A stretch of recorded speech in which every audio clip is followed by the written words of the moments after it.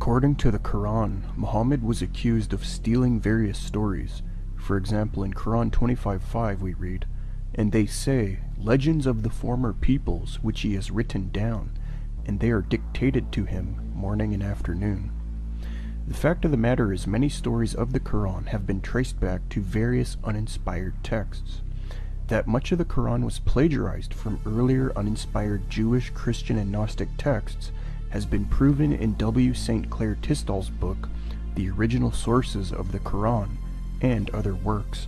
Such uninspired original texts include apocryphal Gospels, Midrashim, Targumim, and apocryphal Gnostic works. The Quran mentions various biblical figures, yet many of its stories about these figures are not found in the inspired Jewish and Christian scriptures. Well, where then do they come from? He got wrong. Muhammad taught Alexander the Great was a righteous Muslim who believed in and obeyed Allah. In Surah 18 of the Quran, Dhul Qarnayn, which means two horns, is said to be a man who had Allah's support, was holy and righteous, and believed in and worked with and obeyed Allah. There is much evidence the author of the Quran viewed this Dhul Qarnayn as Alexander the Great. First, many of Islam's greatest commentators of the Quran affirm these verses are about Alexander the Great. Second, on ancient coins there are drawings of Alexander the Great with two horns on his head, which is significant since again, Dhul Qarnayn means two horns. Third, Arabs like Al-Asha, who was a poet living shortly prior to Muhammad, and Hassan ibn Thabit, who was contemporary with Muhammad, called Alexander the Great Dhul Qarnayn. Thus, the expert on Alexander the Great, Richard Stoneman, affirms, quote, "The two names, Alexander the Great and Dhul Qarnayn, were already synonymous when Muhammad came to compose this surah of the Quran." In fact, modern scholars have shown the Quranic story of this Dhul Qarnayn in Surah 18 actually comes from the pre-Islamic mythical Syriac source called A Christian Legend Concerning Alexander, translated into English by Sir Ernest Alfred Wallace Budge in 1889. When one compares the Quranic story in Surah 18 to the Syriac tale of Alexander the Great side by side, there is no question this is where the Quran got the Alexander fable. There are more than 11 similar features between the two stories, such as Alexander having two horns, being given power, the sun rising on the people with no cover, punishment of the unrighteous, Gog and Magog spoiling the land, and the building of a wall as a defense. As Stoneman notes, quote, "The commentators on the Quran universally assume that Dhul Qarnayn here in Surah 18 is the name of Alexander. Their assumption was clearly correct, since the two stories here in Surah 18 associated with Dhul Qarnayn are precisely those two stories associated with Alexander in the Syriac legend of Alexander, current shortly before the composition of the Quran. This proves unequivocally the Quran is not of divine origin, but instead stole earlier uninspired mythical stories or legends. The story of Abraham being delivered from fire which Nimrod created to destroy him is found in numerous passages of the Quran. According to this story, Abraham's father used to make idols, and Abraham sold them. Abraham disliked this and mocked the purchase of such idols. Abraham then preached monotheism and tried to convert his father and the people. His father refused. Then news spread about Abraham's preaching, and it reached Nimrod. Nimrod then put Abraham in a fire from which Abraham escaped. This Quranic story comes from Midrash Rabbah, which is an uninspired Jewish homiletical interpretation of the Bible from around the 5th century. It states, "Terah was a maker of idols. Once he went out somewhere and seated Abraham as salesman in place of himself. A person would come wishing to purchase, and Abraham would say to him, 'How old art thou?' And he the other would say to him, 50 or 60 years. And he Abraham would say unto him, Woe to that man who is 60 years of age, and wisheth to worship a thing a few days old. He Terah delivered him over to Nimrod. He Nimrod said to him, Let us worship the fire, if thou bandiest words with me. Lo, I worship not but the fire. Lo, I cast thee into the midst of it, and let the God whom thou worshippest come and deliver thee from it. Abraham went down into the furnace of fire and was delivered." Unquote. Now, the interesting thing which proves this story is false, and how it reached Muhammad, is that when translating Genesis 15:7 from Hebrew to Aramaic, which says Abraham was brought from Ur of the Chaldeans, Jonathan ben Uzziel wrongly rendered the Babylonian word into the Aramaic word light or fire. The pattern is Muhammad tells a story, and we can trace the story back to some kind of forgery or some other historically inaccurate account. And a funny example is it has to do with something Muhammad said about Abraham. Basically in the Bible, Genesis 15, we're told that God called Abraham out of Ur of the Chaldeans. In the Babylonian language, Ur means city, so it's the city of the Chaldeans. But in the first century, a Jewish rabbi named Jonathan ben Uzziel was translating Genesis 15 into Aramaic, and he came across the word Ur. He didn't know how to speak Babylonian, so he confused the Babylonian word Ur, which means city, with the Hebrew word Ur, which means fire. And this mistake caused him to mistranslate the passage. Instead of saying that God delivered Abraham out of Ur of the Chaldeans, Jonathan's mistranslation said that God delivered Abraham out of the fire of the Chaldeans. Now, why is this important? Well, Jewish writers ran with this idea of Abraham escaping the fire. And so the Talmud eventually contains stories in which Abraham was thrown into a fire by the Chaldeans and was miraculously rescued by God. These stories were popular in Arabia during the time of Muhammad, which is crucial because in the Quran, Surah 21, we read about Abraham being delivered from the fire. Now, Muhammad claimed that he got this story from God, but we know that the story of Abraham being delivered from the fire was based on a mistranslation of the word Ur. So what makes more sense here? That God also mistranslated the word Ur, or that Muhammad was getting some of his stories from the people around him? This is why it's not surprising to read in chapter 25, verse 5 of the Quran, that Muhammad's contemporaries were accusing him of copying various tales in the Quran from earlier writers. Now, in Quran 27:17-44, there is a story of Solomon and Bathsheba. Here the Quran says Solomon trained birds in battle to drop stones on enemies. Then Solomon could not find his hoopy bird, and he got upset. But the hoopy bird then came to Solomon talking to him, and told him about this woman named Queen Bathsheba. Then Solomon sent the hoopy bird with a letter to give Bathsheba. After a quarrel, Bathsheba ended up at Solomon's palace, and when entering Solomon's court, she lifted up her dress, uncovering her legs, because she thought the floor was made of water, when really it was made of glass. Now, this exact tale comes from the earlier uninspired Jewish Second Targum of Esther, aka Targum Sheni, which says, quote, "One day the king Solomon, observing that the mountain cock or hoopy was absent, ordered that the bird be summoned forthwith. When it arrived, it declared that it had for 3 months been flying higher and thither, seeking to discover some country not yet subjected to Solomon, and had at length found a land in the east exceedingly rich in gold, silver, and plants, whose capital was called Ketor, and whose ruler was a woman known as the Queen of Saba, Sheba. The bird suggested that it should fly to the queen and bring her to Solomon. The king approved this proposal, and Solomon accordingly caused a letter to be tied to the hoopy's wing. On being informed of her arrival, Solomon sent his chief minister, Benaiah, to meet her, and then seated himself in a glass pavilion. The queen, thinking that the king was sitting in water, lifted her dress, which caused Solomon to smile, unquote. So clearly this is the exact story found in the Quran. Because of this Targum's reflection of persecution from Byzantine Catholics and due to linguistic reasons, the Targum expert Bernard Grossfield dates it to the early 7th century, at the end of the Byzantine period, before the rise of Islam. This dating is confirmed by the German scholar Beat Ego. In fact, the Encyclopedia of Religious and Philosophical Writings in Late Antiquity, edited by Jacob Neusner and Alan Jeffrey Avery Peck, notes most scholars today agree with this dating. Since this Targum was composed prior to the rise of Islam and later spreading of the Quran, it could not have borrowed the story from the Quran.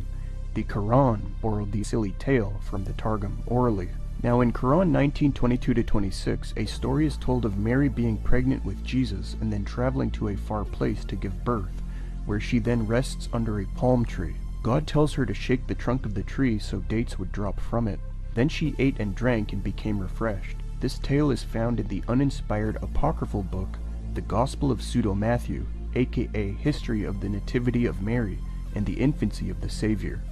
It says, quote, Mary was fatigued by the excessive heat of the sun in the desert, and seeing a palm tree, she said to Joseph, Let me rest a little under the shade of this tree. She looked up to the foliage of the palm, and saw it full of fruit, and said to Joseph, I wish it were possible to get some of the fruit of this palm. And Joseph said to her, I am thinking more of the want of water, because the skins are now empty, and we have none wherewith to refresh ourselves and our cattle. Then the child Jesus said to the palm, O tree, bend thy branches, and refresh my mother with thy fruit. And immediately at these words the palm tree bent its top down to the very feet of the Blessed Mary, and they gathered from its fruit, with which they were all refreshed. Unquote. Again, this is the same story. As to the dating of this apocryphal book, Bart Ehrman argues for a date of composition in the first quarter of the 7th century, which is prior to the rise of Islam and the spread of the Quran. He notes, quote, M. Berthold has argued that Pseudo-Matthew shows evidence of literary dependence on the Vita Ignitis of Pseudo-Ambrose, which itself was used in the De Virginate of Aldhelm of Malmesbury in 690. On these grounds, Pseudo-Matthew must obviously date to some time in the mid-7th century at the earliest. In the most thorough analysis to date, Gisjol has maintained that even though direct literary dependence on the rule of Benedict cannot be demonstrated, there are enough general similarities to suggest that the book was written when monastic orders were beginning to expand in the West by someone invested in them.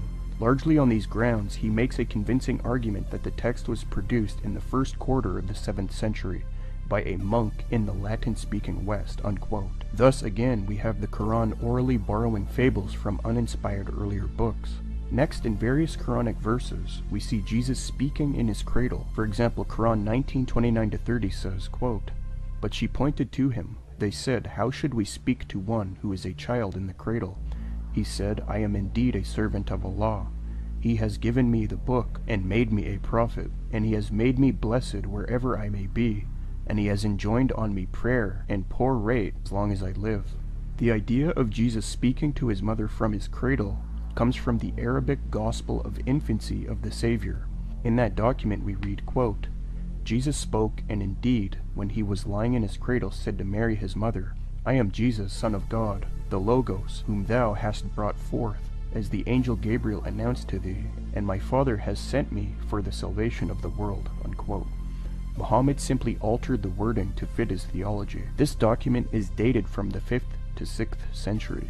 The same idea of Jesus speaking from the cradle can also be found in the earlier Infancy Gospel of Thomas, which the aforementioned Arabic Gospel of Infancy utilized. The Infancy Gospel of Thomas says, Being an infant, he, Jesus, uttered such things. This document is dated to the end of the 2nd century. It is a Gnostic text, and its story of Jesus speaking as an infant with wisdom was made up or invented to promote the Gnostic idea of Jesus' extraordinary gnosis or wisdom. Thus, Muhammad incorrectly assumed these uninspired apocryphal invented Gnostic tales he heard orally were reliable, and included them into the Quran. What a disaster! Again, Muhammad did not have the Bible translated into Arabic, so he could not check if such stories were reliable and biblical. Now, in Quran 349 and 5:109-110, we are told about Jesus creating birds out of dust and then breathing life into them. This idea comes from the same sources just mentioned. The accounts state, quote, He, Jesus, had made figures of birds and sparrows, which flew when he told them to fly. And then he took from the bank of the stream some soft clay and formed out of it 12 sparrows, and there were other boys playing with him. Then Jesus clapped together the palms of his hands, called to the sparrows, and said to them, Go, fly away, and while you live remember me.